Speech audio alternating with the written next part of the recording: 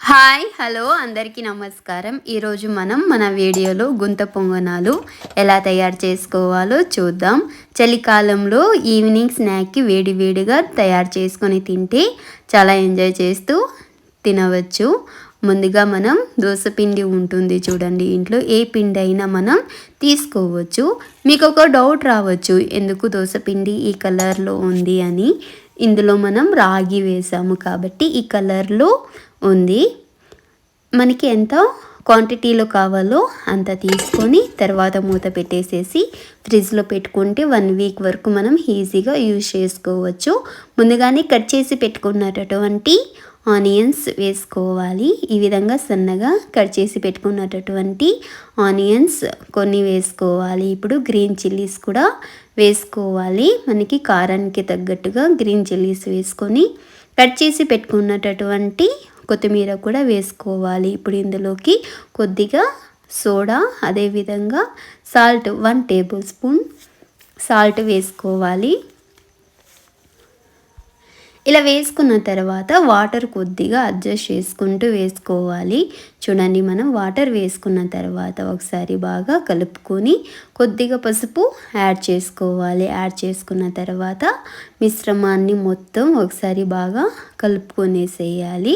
ఇంకా కొద్దిగా పసుపు యాడ్ చేసుకోవాలి, ఎందుకంటే మనకి కలర్ కొద్దిగా బాగా కనిపించాలి కాబట్టి ఇలా బాగా కలుపుకొనేసేయాలి.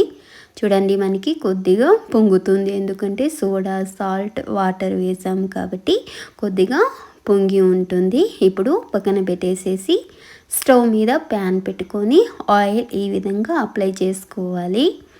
ఇలా ఆయిల్ అప్లై చేసుకున్న తర్వాత చూడండి, గ్యాస్ లో టు మీడియం ఫ్లేమ్లో పెట్టుకొని వేసుకోవాలి. మనకి హై ఫ్లేమ్లో పెట్టుకుంటే మనకి పొంగనాలు అనేటివి మాడిపోతాయి కాబట్టి లో టు మీడియం ఫ్లేమ్లో పెట్టుకొని మనం స్లోగా కుక్ చేసుకోవాలి.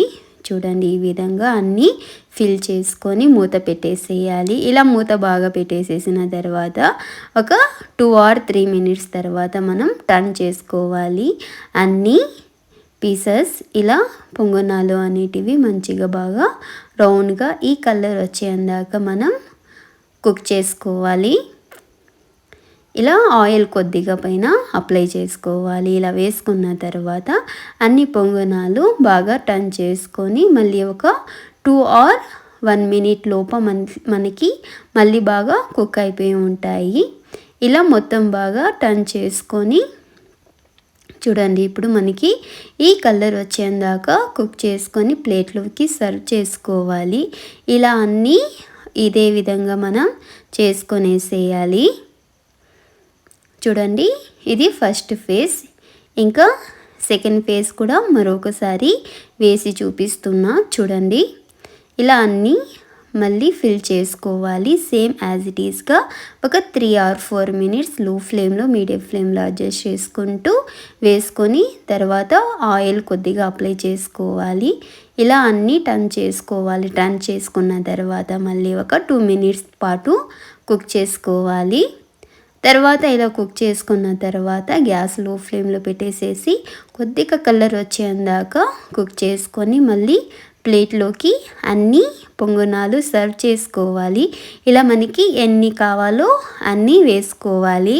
అంతే, ఈ విధంగా ఈవినింగ్ స్నాక్స్కి మనకి గుంత పొంగనాలు రెడీ.